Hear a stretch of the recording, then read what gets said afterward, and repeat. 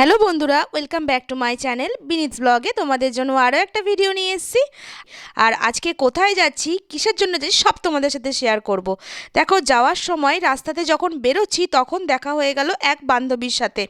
আর বান্ধবীর সাথে দেখা হই, ওর সাথে কিছুটা গল্প করে চলে যাচ্ছি আমাদের মূল ডেস্টিনেশন আজকে কোথায় সেটাও তোমাদের বলবো।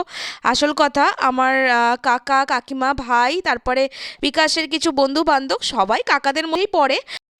সবাই মিলে আজকে আমরা যাব বর্ধমান। আসল কথা, বর্ধমানে কিছু কিছু জায়গা আছে যেটা আমরা দেখিনি, আর কয়েকটা মন্দিরও আছে বেশ সুন্দর।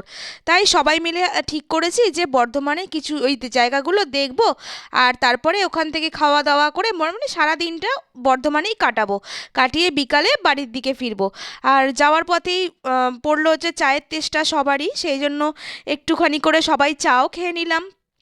আর যা ঠান্ডা পড়েছে, আর চা না খেলে না একটু হয়ই না। আর সবাই মিলে চাটা খেয়ে নিয়ে তারপরে কিছুটা গল্প টল্প করে তারপরে সোজা চললাম গাড়ি করে আবার আমাদের মূল উদ্দেশ্যতে। দেখো, এখন গাড়িতেও বসে নিয়েছি আর সবাই মোটামুটি এগিয়েও গেছে। আর তারপরে আমরা একটু আস্তে আস্তেই গাড়ি নিয়ে এগোচ্ছি। আর বেশ ঠান্ডাও না খুবই লাগছিল। পিছনেই আছে দেখো বড় কাকা আর কাকিমা, আর ভাই ছিল আরেকটা ভাইয়ের গাড়িতে। আর এখন সবাই মিলে আমরা যাচ্ছি। দেখবে কোথাও ঘুরতে যাওয়ার সময় না সবাই মিলে গেলে না একটা আনন্দটাই আলাদা। আর এই কাল ঠিক হয়েছিল যে আজকে হচ্ছে সবাই মিলে যাব একটু বর্ধমানে ঘুরতে। তাই হুট করেই আবার ঠিক হয়ে গেছে, আবার যাওয়াও হয়ে গেল। আর এরকমভাবে না হলে না কোনো জায়গায় না ঘুরতে যাওয়া হয় না। আর যদি মনে করি এই দিন প্ল্যান করে রাখি, এই দিন যাব ওই দিন যাব, ঠিক কোনো না কোনোভাবে না প্ল্যানটা ক্যান্সেল হয়ই। আর হয়ে আর ওঠে না, সময় করে আর যাওয়াই হয় না। সেই জন্য হুট করে সবাই মিলে ঠিকঠাক করে আজকে বেরিয়েই পড়েছি, আজকে যাওয়া হবেই। আর ফার্স্টে দেখো এই ব্রিজটা ক্রস করেছি, তোমরা আমার ম্যাক্সিমাম ভিডিওতে দেখবে আমি আমি যখন দিল্লি রোডের ওপর দিয়ে কোনো জায়গায় যাই এই ব্রিজটা আমি ক্রস করি। আর এই ব্রিজটা আমার না ভীষণ ভালো লাগে। আর পিছনেই আছে আরেকটা কাকা, ওরাও গাড়ি নিয়ে আসছে। আর আসল কথা, ওই কাকাটা জানে যে আমি ব্লগ করি, সেই জন্য আমাকে বলছে, হ্যাঁ রে, আমার ব্লগে কি, তোর ব্লগে কি আমায় নিবি না?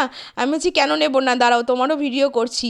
সেই জন্যই কাকারও ভিডিও করেছি। আর দেখো, আজকে যেহেতু 1 জানুয়ারি, আজকে প্রচুর পিকনিক যাচ্ছে। আর এদের পিকনিকের সাউন্ডগুলো এতটাই জোরে, আমি তো সেগুলো তোমাদেরকে শোনাতে পারবো না, নাহলে কপিরাইট চলে আসবে। আর আমরা আস্তে আস্তে টুকটুক করে গাড়ি চালিয়ে চলে এসেছি সোজা সিমলাগড় কালীবাড়িতে। আর এখানে ভেবেছিলাম পুজো দেওয়া হবে, কিন্তু এতটাই ভিড় ছিল যে পুজো যদি দিতে হতো তাহলে আমাদের বর্ধমান পৌঁছাতে প্রায় আরও 2 থেকে 3 ঘন্টা সময় লাগতো। সেই জন্য আর পুজো দিতে পারিনি। সেই জন্য মায়ের একেবারে দর্শন করে নিয়ে সোজা বেরিয়ে পড়েছি। আর দেখো, মন্দিরটাও তোমাদেরকে ঘুরে দেখাচ্ছি। আর আমি আগের একটা ব্লগে, যেখানে সিমলাগড় কালীবাড়ি নিয়ে আমি একটা ব্লগ করেছি, সেখানেও দেখবে মন্দিরটা প্রায় দেখানো আছে। আর আজকে আবার দেখালাম, বছরের প্রথম দিন মায়ের মুখটা আবার তোমাদের সাথে শেয়ার করব না, এটা হতে পারে? আর সবারই সারা বছরটা যেন ভালো কাটে, মায়ের কাছে প্রার্থনা করব আমারও যেমন কাটে ভালো, তোমাদেরকেও তোমাদেরও যেন খুব ভালো কাটে, সবারই, প্রত্যেকেরই। এটাই মায়ের কাছে হচ্ছে আমার সবথেকে বড় চাওয়া। সবাই চায় দেখবে প্রত্যেকেই পরিবার নিয়ে যেন সারা বছর সুখে শান্তিতে কোনো ঝুটঝামেলাহীন জীবন কাটায়। সেই জন্যই সবাই এই দিনটা চায় একটু মায়ের কাছে পুজো দিতে। আর আমরাও সেই হিসাবে প্রার্থনা করে এসেছি যেন আমাদেরও এই বছরটা যেন খুবই ভালো মতো কেটে যায়। তোমরা কারা কারা সিমলাগড় মায়ের মন্দিরে এসে দর্শন করেছো আমায় কিন্তু অবশ্যই জানাবে। আর আমি এখন কিন্তু ফার্স্ট টাইম নয়, আমি 2-3 বার এসছি, সেটাও তোমাদেরকে দেখিয়েছি। আর দেখো, পুজো দিয়ে সোজা চলে আসলাম একেবারে টিফিন করার জন্য। আর অনেকক্ষণ মানে অনেক সকালে বেরিয়েছি তো, সেই জন্য খিদেটাও বেশ পেয়ে গেছে। তাই জন্য সবাই মিলে একসাথে চলে আসলাম সোজা মিষ্টির দোকানে। যেহেতু এই মিষ্টির দোকানে কচুরিটা ভালো করে আর পিঠাই পরোটাটাও বেশ ভালো করে, সেই জন্য আমরা সবাই মিলে একসাথে চলে এসেছি কচুরি আর পিঠাই পরোটা খেতে। আর সবাই একটু একটু করে পিঠাই পরোটা খেয়েছে, কেননা পিঠাই পরোটা না সবার পেটটা ভরেনি, এই জন্য আলাদা করে আমাদের আবার কচুরিও সাথে নিতে হয়েছে। এই দেখো, সবাই মিলে একসাথে টিফিন নিয়ে বসে গেছি। আর আমাদের বলতে গেলে এই দিনটা একটা ছোটোখাটো পিকনিকের মতোই হয়ে গেছে। তারপরে খাওয়া দাওয়া করে সোজা চলে গেলাম রাখাল রাজাতলা। আর এই রাখাল রাজাতলা মন্দিরটা আমি প্রথমেই আসছি। আর দেখো চারিপাশে ধুধু করছে মাঠ, আর চারিদিকে বেশ গাছপালাগুলো যেন সুন্দর মতো সাজানো, আর ছোট ছোট সর্ষে ফুলগুলো এখন নতুনভাবে হচ্ছে। আর যেহেতু আমি এই ভিডিওটা অনেক দিন আগে করেছি আর আমার অনেকটা দেরি হচ্ছে তোমাদেরকে ভিডিওটা দিতে, কেননা এখন তোমরা জানো আমি ছেলের পড়াশোনার জন্য একটু ব্যস্ত থাকায় আমি ডেলি ভিডিও আপলোড করতে পারছি না। একটু মানিয়ে গুছিয়ে তোমরা ভিডিওটা দেখে নিও। আর দেখো গাছের সারিগুলো এত সুন্দরভাবে সাজানো হয়েছে যেন মনে হচ্ছে কেউ যেন চারিদিকে গাছ দিয়ে বেড়া দিয়ে রেখেছে। আর এই দৃশ্যগুলো দেখতে দেখতে আমরা এগিয়ে চললাম মাঠের পাশ থেকে। আর মাঠটাও বেশ সুন্দর লাগছে। আর আমাদের মানে আমাদের বাড়ি যেখানে, সেখান থেকে এই ধরনের ক্ষেত আর বাগান মাঠ অনেকটাই দূরে, সেই জন্য এইগুলো আমরা খুব ভালো এনজয় করেছি। আর গ্রামের মধ্যে ঢুকেই ধানের বাড়ি দেখবো না সেটা হতে পারে? ওইগুলো সব দেখতে দেখতে চলে আসলাম সোজা রাখাল রাজাতলা মন্দিরে। আর মন্দিরটাও তোমাদের সাথে শেয়ার করলাম। মন্দিরে ঢুকে চারিপাশটা চারিদিকে দেখে দেখলাম পুজো দেওয়ার জন্য বেশ অনেকটা লাইন পড়েছে। এই জন্য পুজো দেওয়ার লাইনে না দাঁড়িয়ে ভাবলাম কিছুটা লাইনটা ফাঁকাও হয়ে যাক, আর তার সাথে আমরা মন্দিরটা ঘুরে কিছুটা দেখেও নিই। সেই জন্য আমরা মন্দিরের চারিপাশটা কিছুক্ষণের জন্য ঘুরে দেখতে থাকলাম। আর তারপরে দেখলাম যখন মন্দিরটা ফাঁকা হয়ে গেছে তারপর সোজা চলে গেলাম পুজো দিতে। পুজো সবাই দেয়নি, দিয়েছিলাম আমি আর হচ্ছে আমার কাকি। আর দুজনে মিলে একসাথে পুজো দিয়ে তারপর বেরিয়ে পড়েছি ওইখান থেকে। আর দেখো মন্দিরের চারিপাশটা না বেশ গাছপালা দিয়ে ঘেরা। আর এমনিতেই আমরা শীতকালে গিয়েছি, তোমরা সোয়েটার দেখে বুঝতেই পারছো। আর সেই জন্য মন্দিরটাতে বেশ ঠান্ডা ঠান্ডা মতো লেগেছে।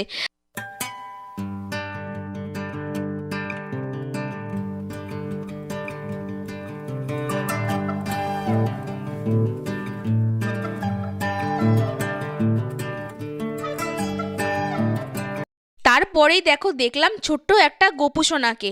আর গোপুসোনাটা এত সুন্দর এত বড়, আমার বাড়িতেও গোপুসোনা আছে কিন্তু আমার বাড়ির গোপুসোনাটা এত বড় না, একটু ছোট। তুমি ওকে কোলে নিতে পারবে, এ তো পুরো ঘাড়ে উঠে যাচ্ছে, এত সুন্দর দেখতে।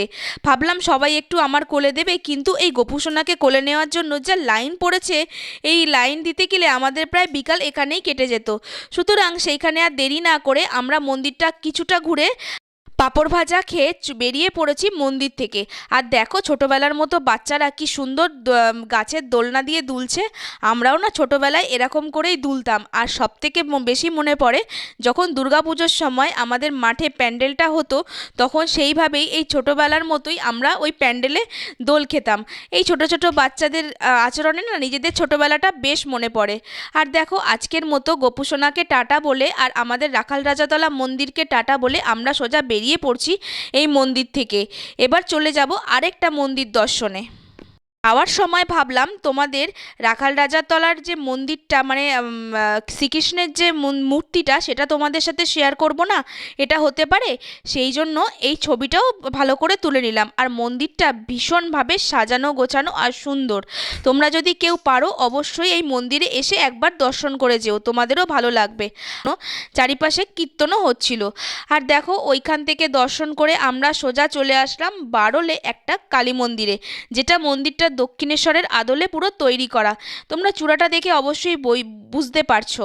আর আমিও সেই জন্য আর মন্দিরটা দেখার লোভটা সামলাতে পারলাম না, সোজা তোমাদেরকে সাথে নিয়ে চলে আসলাম মন্দিরের চত্বরে।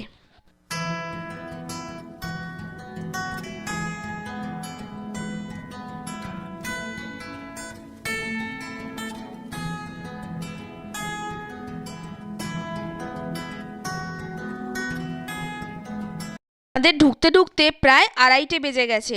এই জন্য মন্দিরের গেট করে দিয়েছে বন্ধ। আর সুতরাং সবাই ভাবলো যে যখন মায়ের মন্দিরে এসেছি মাকে দর্শন করব না, তাই আমরা কিছুটা বসেই গেলাম। কিন্তু আমাদের ধৈর্যের ফল কিন্তু বৃথা হয়নি। দেখো মায়ের মন্দিরের গেট কিন্তু খুলেই দিয়েছে, আর মাকে দর্শনও আমরা করে নিয়েছি। দর্শন করার সাথে সাথে দিয়ে নিয়েছি মাকে পুজো। আর পুজো যখন দিয়েছি আর প্রসাদ তো তোমাদের দিতে পারবো না, অবশ্যই প্রসাদের দর্শনটাও তোমাদের সাথে শেয়ার করব। দেখো এইখান থেকে মায়ের মন্দিরের জন্য পুজো দেওয়ার জন্য আমরা সব কিছু মানে ডালা সব কিছু কিনেছি। আর তোমরা যদি কেউ বারোলের কালীবাড়িতে পুজো দিতে আসো, তবে পাশের থেকেই মন্দিরের সব কিছু পুজো দেওয়ার সামগ্রী তোমরা কিনতে পারবে। ধূপকাঠি মোমবাতি তারপরে ঠাকুরের যে মিষ্টি সব কিছুই পেয়ে যাবে। তোমাদের দূর থেকে কষ্ট করে আর মাকে পুজো দেওয়ার জন্য আনতে হবে না। তারপর বারুল মন্দির থেকে বেরিয়ে সোজা চলে এসেছি কিছু খাওয়ার জন্য। আসল কথা খিদেটা অনেক পেয়েছে, এই জন্য ভাবলাম যে দুপুরবেলা টিফিন খাবারটা না খেলে আর চলছে না। আসল কথা শরীরকেও তো দিতে হবে। এই জন্য ছেলেরা খেয়েছে হচ্ছে রুটি তড়কা আর হচ্ছে চিলি চিকেন, আর আমরা খেয়েছি হচ্ছে ভাত আর নিরামিষ ভাতই খেয়েছি, আর সাথে ছিল ডিম ভাজা। আর অবশেষে লাস্টে কিন্তু আমরা চিলি চিকেনটা নিতেও ভুলিনি। আর চিলি চিকেনটা না আমার অত ভালো লাগেনি। আসল কথা চিলি চিকেনটা দেখবে রাতের বেলাতেই বেশি ভালো লাগে। আর এখানে চিলি চিকেনটা না অতটা কি বলবো, একদমই ভালো বানায়নি। তারপরে খাওয়া দাওয়া করে ওখান থেকে বেরিয়ে পড়েছি। খাওয়া দাওয়া সেরে সোজা বেরিয়ে পড়লাম খন্নান রাজবাড়ির দিকে। আর রাজবাড়িতে এসে কিছুটা ভিডিও করব না সেটাও হতে পারে না, সেটাও তোমাদের সাথে শেয়ার করলাম। আর দেখো এখন বেশ বিকাল বিকাল হয়ে গেছে, এখন বাজে প্রায় 4:30 থেকে 5টার মধ্যে। এই জন্য অন্ধকার অন্ধকারও লাগছে। আর ভাবছি এক রাত্রি যদি আমাকে এইখানে রেখে দেওয়া হয় তাহলে কি যে হবে। এমনিতেই আমি খুব ভূতের ভয় পাই জানো তো। আর এই রাজবাড়িতে ভূত থাকবে না এটা হতে পারে? আমার বিশ্বাস এটা সবার হয়তো নাও হতে পারে। তাই আমরা কিছুক্ষণ একটু ঘুরে ঘুরে দেখলাম, দেখে বেশিটা সময় নষ্ট না করে এবার বাড়ি ফিরে পড়বো। আর সেই ফাঁকে তোমাদেরকে পুরো রাজবাড়ির ভিডিওটা আমি দেখিয়ে দিই। জানো তো যখন রাজবাড়ির ভিতরে ঢুকলাম তখন না জাস্ট আমি দেখে মুগ্ধ হয়ে গেলাম, এত সুন্দর দেখতে লাগছে যে ভিতরটা চারিদিকে ফুল দিয়ে সাজানো। তারপরে যেভাবে লাইটগুলো জ্বলছে মনে হচ্ছে যতটা আমি ভেবেছিলাম ভুতুড়ে ভুতুড়ে হবে ঠিক ততটা ভুতুড়ে কিন্তু ছিল না, বেশ ভালো মতো সুন্দরভাবে সাজানো ছিল। সুতরাং তাহলে ভয়ের কোনো প্রশ্নই এখানে ওঠে না। তারপরে ফেরার সময় ভাবলাম একটু চা না হলে আর যেন চলছে না, তাই দাঁড়িয়ে পড়লাম দিল্লি রোডের সামনে একটা চায়ের দোকানে।